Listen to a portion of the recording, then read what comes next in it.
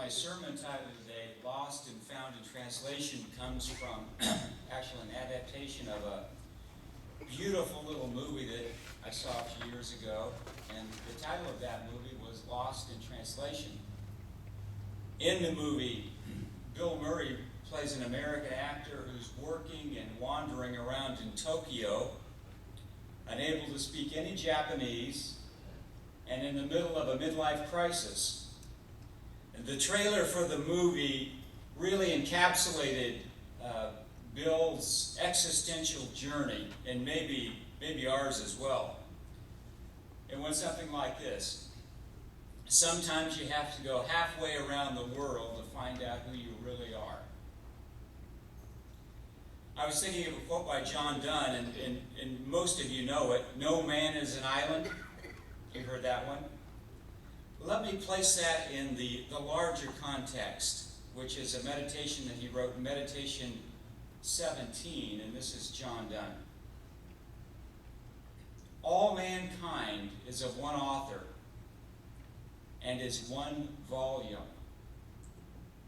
When one man dies, one chapter is not torn out of the book, but translated into a better language. And every chapter must be translated. God employs several translators. Some pieces are translated by age, some by sickness, some by war, some by justice. But God's hand is in every translation. And his hand shall bind up all our scattered leaves again for that library where every book shall lie open to each other. You see, life and its experiences are the great translators. As Donne reminded us, the divine author employs several translators to bring us to wholeness, to bring us to unity with God and with each other. And in these incredibly painful and wonderful translations, we come to experience the essence of who we really are. But sometimes we have to go halfway around the world to arrive at that place. Sometimes we have to get very sick. Sometimes we have to lose things that are very dear to us. And sometimes we have to get very lost in those translating experiences of life before we really, truly understand the language of God's love. But I'm here to say this morning, as your preacher, that these translating experiences of life are not only occasions to find ourselves lost, but to find ourselves found, and for finding the deepest meanings of life. Now, this is a very important subject for our congregation because in many ways we are on the cusp of some of life's most powerful translations. In fact, some of us are even facing the final translation in our lives. I'm thinking this morning about Psalm 90. It's one of the most magisterial psalms. It's one of my favorites. Lord, you've been my dwelling place in all generations. From everlasting to everlasting, you are God.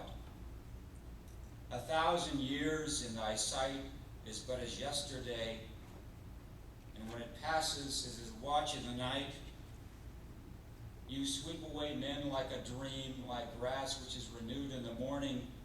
It flourishes and it fades in the evening, and it withers.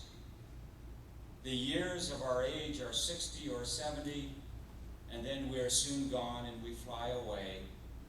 So teach us to number our days, dear Lord, that we might present thee a heart of wisdom and establish the work of our hands, yea, establish the work of our hands. There is no better text. There is no better song when it comes to dealing with life's translations. The text talks about the limited and temporary nature of human existence, but it also talks about the deep beauty, the deep peace, and the deep wisdom we can attain when we come to see our lives from an eternal perspective. And since we're talking about perspectives, let me give you theologian Walter Brueggemann's perspective on the Psalms and interpreting them. Brueggemann said there are basically three categories of Psalms. And if you read these Psalms, you'll understand what he's talking about. There are Psalms of disorientation. There are Psalms of orientation. And then there are Psalms of new orientation. Beginning with the Psalms of orientation. These Psalms are characterized by a sense of satisfaction. They evoke gratitude. They articulate joy and delight. In these Psalms, the writers know God as reliable and trustworthy. There is coherence to life. There is coherence to creation. In these Psalms, many of life's issues are settled beyond doubt, and they bring us a sense of confidence and serenity. Those are the Psalms of orientation. And then there are the Psalms of disorientation. These are defined as the anguished seasons of life. They reflect hurt, alienation, seasons of sickness and suffering. We call these the Psalms of lament.